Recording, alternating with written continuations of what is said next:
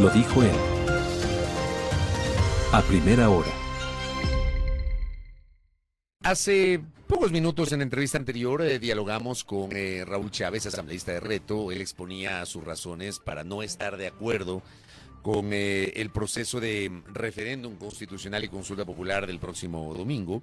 Ha expuesto que no cabe ir a una asamblea constituyente cuando la Asamblea Nacional bien podía llevar adelante un debate de reformas parciales a la Constitución, incluso aprovechando el hecho de que el presidente de la República ha tenido una mayoría sólida, cómoda, que le ha permitido aprobar sin sobresaltos todo lo que ha propuesto desde el 14 de mayo de este año. Esa mayoría se mantiene. De hecho, en cada decisión se ha mantenido esa mayoría. Hablamos ahora buscando una suerte de contraste a lo que dijo Raúl Chávez con Andrés Castillo, asambleísta de ADN, que está acá con nosotros. Legislador, bienvenido. ¿Cómo le va? Buen día. Hola, Fabricio, buenos días. Hola, Andrea, qué gusto, qué bonito poder comenzar la semana con ustedes. Gracias a usted. ¿Por qué ir en cambio, le pregunta usted, a una constituyente? ¿Se necesita una constituyente? Sí. ¿Por qué? Sí, pero antes de eso, Fabricio, yo quiero expresar, no sé si mi solidaridad, porque esto no es tema de solidaridad, pero sí mi acompañamiento, todo lo que ha venido pasando estos días contra usted. Cuando un periodista hace las cosas como tiene que hacer, le resulta incómodo a todo el mundo. Pero ese linchamiento y esos apaleos que ha venido durante estos días de lado y lado no tienen razón de ser. Yo no soy de los que más cercano está a su línea editorial, sin duda alguna, pero no se puede permitir ese tipo de cosas. Así es que mi acompañamiento, más que solidaridad, pues usted se defiende solo. Gracias. Me alegro que usted tenga esa potencia en los medios de comunicación. Muy amable. Segundo, lo que ha dicho el asambleísta Chávez, a quien yo respeto, valoro y quiero mucho, porque es un tipo sano, un tipo bueno, me parece que tiene una pata coja, como he venido diciendo yo siempre. Sí, hay la mayoría en la asamblea, por supuesto que sí. Pero resulta que en el Ecuador ya desapareció el Estado de Derecho para convertirse en un Estado de interpretación. Todo lo que ha aprobado la Asamblea, sea en vía ordinaria o sea como económico urgente, ha estado lleno de demandas de inconstitucionalidad. Porque si bien es cierto el gobierno tiene la mayoría en la Asamblea, parecería ser que la revolución y la oposición tienen la mayoría en la Corte Constitucional. Y ahí es donde hay un problema. Todo se interpreta en la Corte. Todo lo que la Corte dice es palabra de Dios. Tengan razón o no, yo soy un hombre de derecho y creo que la Corte es el más alto órgano de representación y de interpretación constitucional, sin duda alguna. Pero al no tener controles fallan como quieren y ese es un problema. Pero si es un problema de interpretación, ¿cómo entonces piensan que con una nueva constitución eso va a cambiar? Con la nueva constitución se pondrán reglas de interpretación.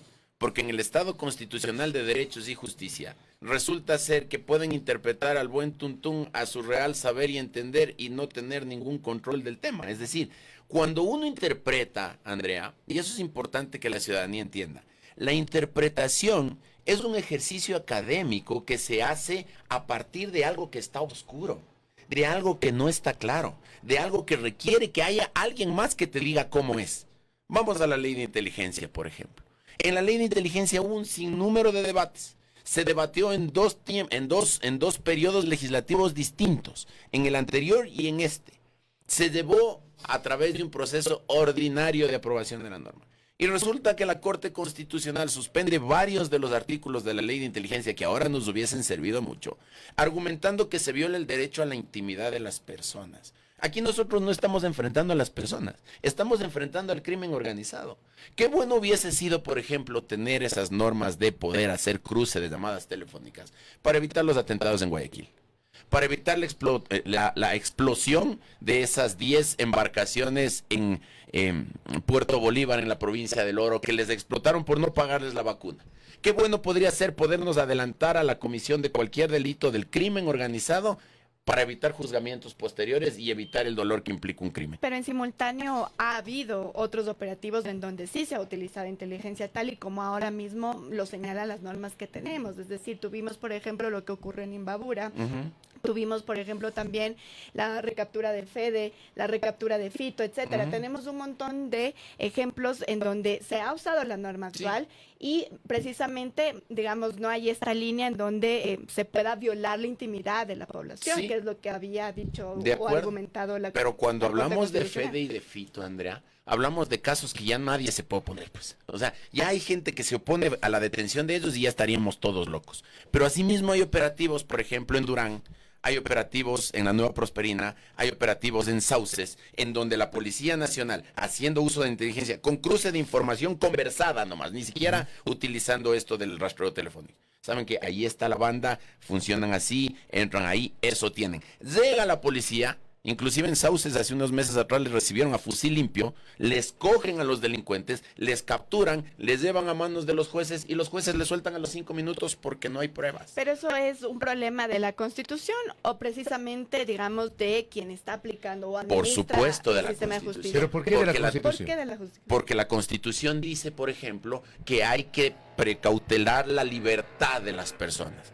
Y dicen que la prisión preventiva es de última instancia y que hay que ponerles Eso no un dice video. solo la Constitución ecuatoriana, hay estándares internacionales Por que supuesto establecen, que sí. y usted que es abogado lo sabe, Sí. que establece que la prisión preventiva es de última ratio, ¿no? Ahí está entonces cuando nosotros tenemos que aplicar los principios de la pirámide de Kelsen, que es tan elemental en el conocimiento del derecho, pero en el Ecuador no se puede aplicar porque vivimos un Estado constitucional de derechos y justicia. ¿Qué es lo que dice la pirámide de Kelsen? Que la cúspide tiene que estar la Constitución de la Luego los República. tratados Luego internacionales. los tratados internacionales. Ahora resulta que la Constitución de la República se tiene que adaptar a los tratados internacionales, cuando es exactamente al revés. Y todo eso responde al modelo constitucional que vivimos, en donde se tiene que aplicar lo más favorable. Pero usted no a quien cree que son delinque. los jueces, los operadores de justicia, porque yo he hecho esta crítica permanentemente. A mí me parece que aquí hay una cadena de omisiones e incluso de errores de la policía, de la fiscalía, de los jueces, no solamente de los jueces o no solamente de los fiscales o de la policía. Al final, me parece que terminan subjetivamente interpretando la norma. Ah, y por eso para Y ciertos ahí es a casos, donde voy. para ciertos casos disponen medidas cautelares alternativas a la prisión preventiva y para otros prisión preventiva. Ni Ay. siquiera en eso se ponen de acuerdo. Mire usted, ahí me da la razón. Pero es un Entonces, problema Fabricio. de los jueces, fiscales y policías. Ahí es no de la cuando- Constitución. Ahí es cuando usted me da la razón en lo que yo comencé diciendo, Fabricio. Estamos ya viviendo un estado de interpretación, no un estado de derecho.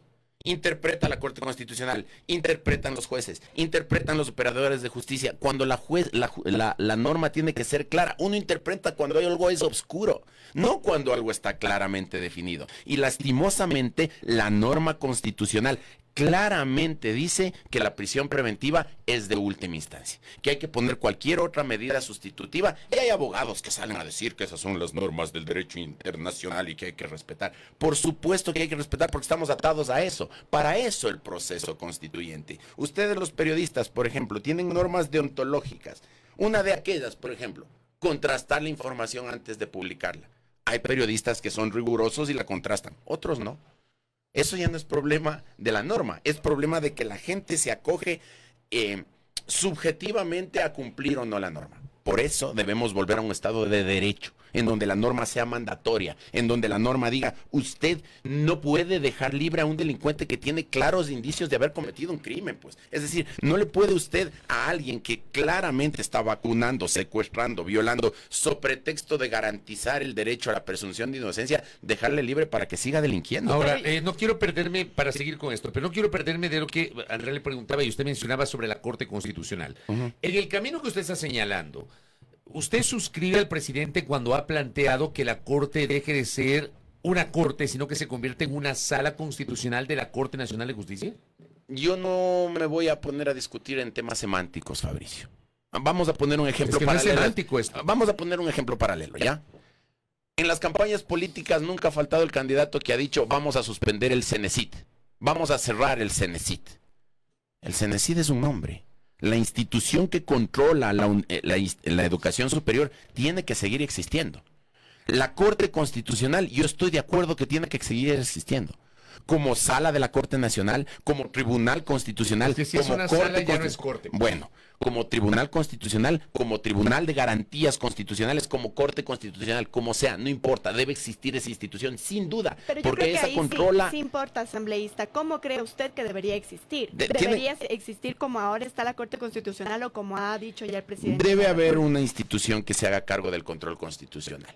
Si es que es como tribunal o como corte, está muy bien, yo lo suscribo también. Lo importante es que tenga límites, lo importante es que tenga controles, lo importante es que tenga reglas claras para poder operar. Eso es lo verdaderamente importante, porque resulta que desde que le quitaron la calidad de Corte Suprema de Justicia a la Corte Nacional de Justicia, ahora inclusive los fallos de la Corte Nacional de Justicia terminan yendo a través de medidas extraordinarias, por supuesto, como la acción extraordinaria de protección para ante la Corte Constitucional. Y la Corte Constitucional termina siendo lo último de todo. Pero eso Así está es el mal. modelo, no, ese es el modelo Pero eso constitucional está que mal. tenemos ahora. Bueno, resulta que entonces ya no tenemos Corte Suprema, todos los casos tienen que ser constitucionales. No, no todos los casos son constitucionales. Hay casos que son ordinarios, que deberían terminar en una Corte Suprema de Justicia. Con la casación. Y pare de contar. En la casación, claro, en la Ya, Corte. pare de contar. Y pare de contar, por supuesto. ¿No es cierto? E inclusive, para que usted lleve un proceso a casación en la Corte Nacional de Justicia, usted tiene requisitos estrictos. ¿Cómo debe plantear la casación? ¿Cuáles son los argumentos? ¿Cómo debe estar? Y eso está en el Código Orgánico Pero de se Procesos. supone que, a ver, usted es el abogado, yo apenas pregunto, pero se supone que la acción extraordinaria de protección, por ejemplo, de un proceso judicial que ya pasó la etapa de casación, en última y definitiva instancia en la Corte Nacional de Justicia, lo que hace la Corte con esa acción es revisar si se siguió el debido proceso dentro de ese proceso judicial. Ya. Eso no es correcto. ¿Qué pasa si no se sigue el debido proceso? Bueno, ¿Quién lo juzga? ¿Quién lo determina? usted tiene lugar a los recursos de revisión dentro de la misma justicia ordinaria, pero el problema, Fabricio, está en que los requisitos para que usted presente la acción extraordinaria de protección son requisitos eminentemente subjetivos. Eminentemente subjetivos, porque ¿quién determina si te violaron derechos constitucionales o no? Al estar en un estado constitucional de derechos, es el juez el que tiene la facultad de interpretar, e interpreta como quiere. Entonces ahí entra lo que decía usted hace un rato, Fabricio. Unos jueces dicen que sí, que hay que actuar de determinada manera, otros dicen que no, que hay que actuar de otra manera distinta frente a un mismo problema de derecho, porque tenemos un sistema constitucional que permite la interpretación. Y al permitir la interpretación queda la subjetividad de los jueces. ¿Cómo garantiza que esta, digamos, si se aprueba, que vayamos a Asamblea Constituyente, se redacte una nueva Carta Magna, realmente sea, digamos, una Carta Magna que, primero, represente a todos los ecuatorianos y segundo, que no sea eso, digamos, abierta a las interpretaciones? Por acá me dicen, si hicieran bien las leyes, si redactan bien y si estando dentro de la ley, nadie les hubiese presentado demandas en la Asamblea Nacional ahora mismo que hemos ¿Quién visto determina demandas. que está bien o mal redactada una ley? Pero, digamos, han tenido muchísimos cuestionamientos. Lo que dice de el parte de señor a analistas, través de la expertos, radio, etcétera. yo espero que sea consistente en decir en dónde está mal, por ejemplo, la ley de inteligencia. Yo quisiera saber, está muy bien, ese es su punto de vista. ¿Qué es lo que garantiza, Andrea, que el proceso constituyente va a concluir con algo que nos abrace a todos? Que va a haber un referéndum al final. Es decir, lo que pasó en Chile. En Chile le eligen al señor Boric como presidente de la República con el mandato expreso de eliminar la constitución de Pinochet. Hay una asamblea constituyente, convocan una asamblea constituyente, se dedican a la misma fantochada que se dedicaron aquí en el 2008 a hablar desde si es que había que quitarle estrella de la bandera de Chile hasta el derecho al placer sexual. Hablan de todo, cualquier cosa, tema libre. Sale una constitución tan de aperro, Andrea, que ponen someten a votación del pueblo chileno y el pueblo chileno les dice, no, guambritos, nos quedamos nomás con la que estamos, porque estuvo tan mal hecha que no sirve. Entonces, aquí, en el proceso constituyente, por supuesto que habrá que debatir, por supuesto que habrá que recibir oposición, por supuesto que habrá que hacer todo lo que hay que hacer para hacer una constitución, que cuando vaya el referéndum la gente diga, sí, está bien. Pero hemos visto el ejemplo, digamos, de lo que ha ocurrido en estos 2 últimos años en la Asamblea Nacional Asambleísta, en donde, por ejemplo, el debate ha sido de la noche a la mañana, es decir, hemos tenido aquí muchísimas personas que también han cuestionado que no se ha recibido a gente que no piensa ahora mismo como el gobierno nacional. Se han hecho casi que al apuro, es el cuestionamiento también de muchos analistas, de expertos. ¿Cómo entonces garantizar que eso no se replique en una asamblea constituyente y que se hagan leyes como, por ejemplo, la que se refería a compras públicas, en donde se metió un montón de cosas que no tenía que ver con compras públicas?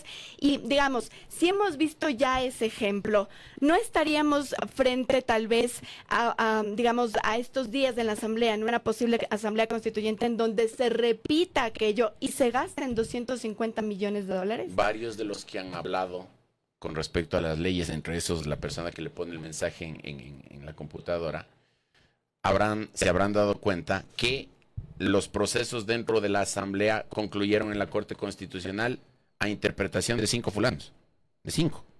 porque la Corte tiene 9. Con que 5 digan que no es como ellos creen, o que es como ellos creen y no como lo que cree el resto, entonces se cayó. Aquí nosotros vamos a estar frente a la mirada del pueblo. El pueblo va a decir al final, ¿estoy de acuerdo o no estoy de acuerdo? No encuentro algo más democrático que eso. Es decir, si es que en el proceso constituyente no se hace lo que se tiene que hacer, la gente simple y llanamente tendrá que decir, o podrá decir. A mí me da la no. impresión, Andrés, con todo respeto, que en realidad la joya de la corona para ir a este proceso constituyente, que el que de pronto el presidente decidió impulsarlo, es la Corte Constitucional. No, al contrario.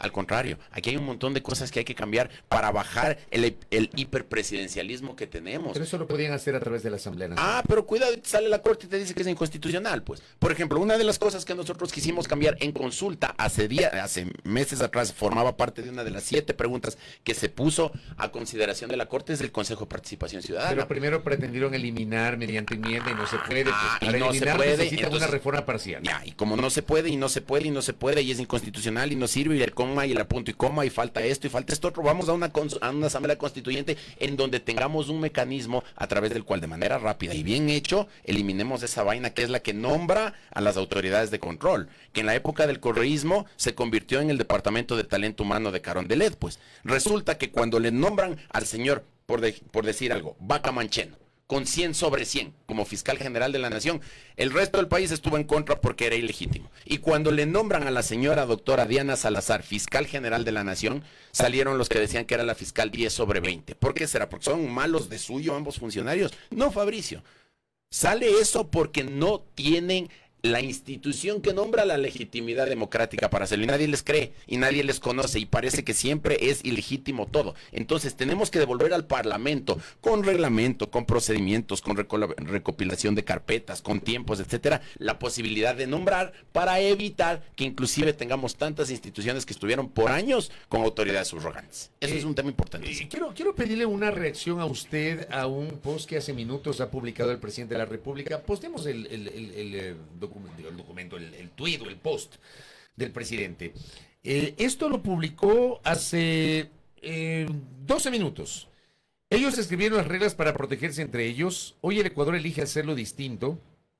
Una nueva constitución donde el bien esté por encima del mal, donde un criminal no sea prioridad sobre ti, donde no puedan salir libres al pisar la cárcel. Ese camino lo encabezan personas que no le deben favores a nadie. Anabela Sin Nacional, Nils Olsen Guayas, Diana Salazar Pichincha. Gracias. A ver, la primera parte tengo clarísimo porque va de la mano con la narrativa y la postura del presidente de la República y de ADN.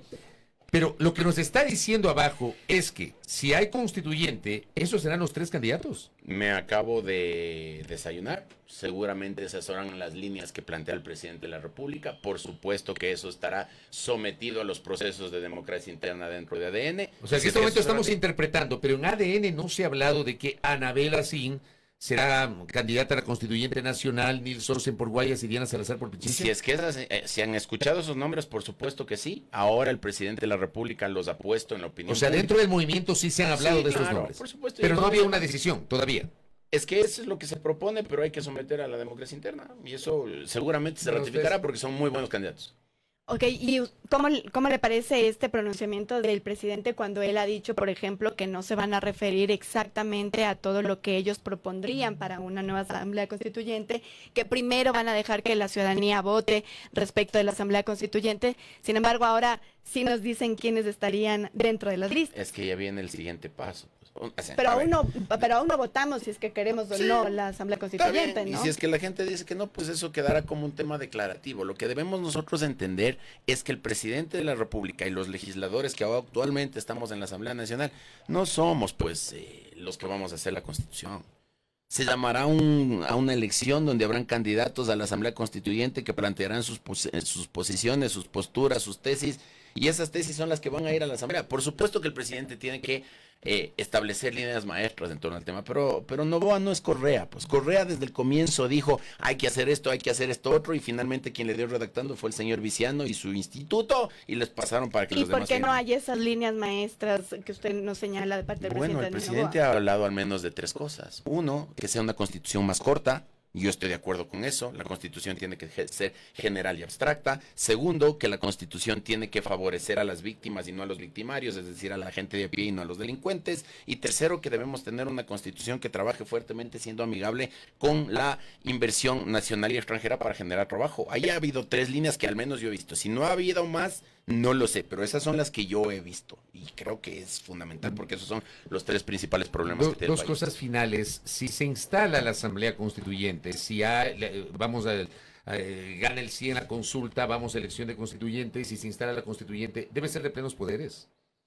Eso ya lo decidirán ellos. Pero ¿usted qué opina?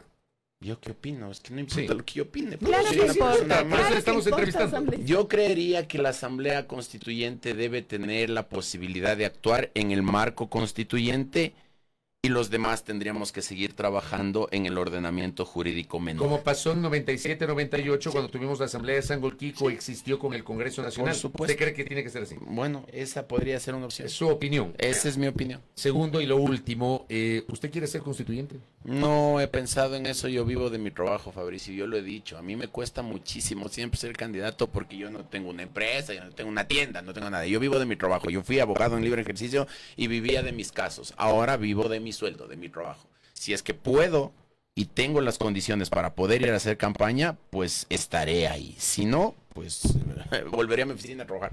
Andrés, gracias por el tiempo. No, Gracias, ustedes, José qué Luis. lindo estar aquí. Andrés Castillo, asambleísta del ADN, aquí en La Primera Hora, su visión sobre la consulta popular y referéndum del próximo domingo.